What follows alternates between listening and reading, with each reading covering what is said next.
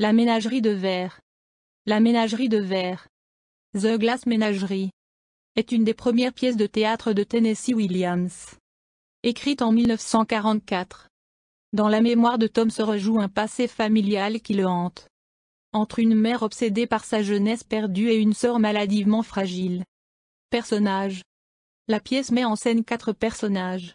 Tom Wingfield, jeune homme narrateur de la pièce. Retenu chez sa famille par conviction morale. Il passe ses soirées à aller au cinéma. Ou du moins c'est ce qu'il dit. Laura Wingfield, sa sœur. Boiteuse et neurasthénique. Elle a comme plus précieuse possession des animaux miniatures en verre. Constituant une ménagerie. Amanda Wingfield, leur mère, qui veut faire marier sa fille et exaspère son fils. Jim O'Connor, un jeune homme ordinaire apparaissant dans les 2 dernières scènes.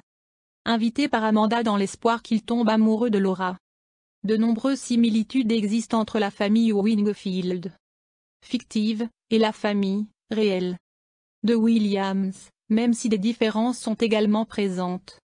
Montée à New York en 1945. C'est avec cette pièce que Tennessee Williams connaît, à 34 ans, une célébrité soudaine. La pièce est présentée au public par Tom. Le narrateur est protagoniste, comme un jeu de mémoire basé sur ses souvenirs de sa mère Amanda et de sa sœur Laura. Comme la pièce est basée sur la mémoire, Tom avertit le public que ce qu'il voit n'est peut-être pas exactement ce qui s'est passé. Amanda Wingfield, une belle du sud délavée d'âge mûr, partage un appartement miteux de Saint-Louis avec son fils Tom, dans la vingtaine, et sa sœur légèrement aînée, Laura. Bien qu'elle soit une survivante et une pragmatiste, Amanda aspire au confort et à l'admiration dont elle se souvient de ses jours de débutante fêtée. Elle s'inquiète surtout de l'avenir de sa fille Laura. Une jeune femme boitant, séquelle d'une crise de pleurose, et d'une insécurité tremblante à propos du monde extérieur. Tom travaille dans un entrepôt de chaussures et fait de son mieux pour subvenir aux besoins de la famille.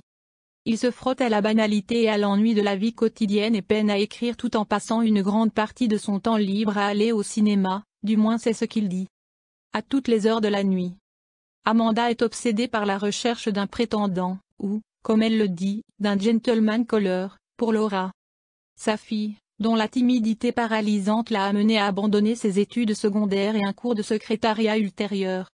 Et qui passe une grande partie de son temps à polir et à arranger sa collection de petits animaux en verre. Sous la pression de sa mère pour l'aider à trouver un interlocuteur pour Laura, Tom invite Jim, une connaissance du travail, à dîner à la maison. La ravie Amanda épinette l'appartement.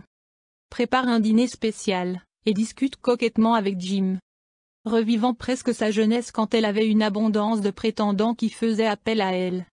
Laura découvre que Jim est le garçon qui l'a attirée au lycée et auquel elle a souvent pensé depuis. Bien que la relation entre la timide Laura et le plus susceptible de réussir Jim n'ait jamais été plus qu'une connaissance lointaine et taquine. Au départ, Laura est tellement accablée par la timidité qu'elle est incapable de rejoindre les autres au dîner. Et elle prétend être malade. Après le dîner, cependant, Jim et Laura sont laissés seuls aux chandelles dans le salon. En attendant que l'électricité soit rétablie. Tom n'a pas payé la facture d'électricité, ce qui laisse entendre au public qu'il met en banque l'argent de la facture et se prépare à quitter le ménage.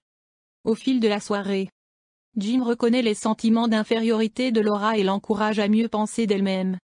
Laura et lui partagent une danse tranquille, dans laquelle il se frotte accidentellement contre sa ménagerie en verre, frappant une licorne de verre au sol et cassant sa corne. Jim complimente alors Laura et l'embrasse. Après que Jim annonce à Laura qu'il est fiancé, Laura lui demande de prendre la licorne brisée en cadeau et il part ensuite. Quand Amanda apprend que Jim doit se marier, elle tourne sa colère contre Tom et le fustige cruellement. Bien que Tom ne sache pas que Jim était fiancé, Tom semble assez surpris par cela. Et il est possible que Jim n'ait inventé que l'histoire des fiançailles car il sentait que la famille essayait de le piéger avec Laura. Et il n'avait aucun intérêt romantique pour elle. La pièce se termine avec Tom disant qu'il a quitté la maison peu après et qu'il n'est jamais revenu. Il fait ensuite ses adieux à sa mère et à sa sœur et demande à Laura de souffler les bougies. Fin du sujet. Merci.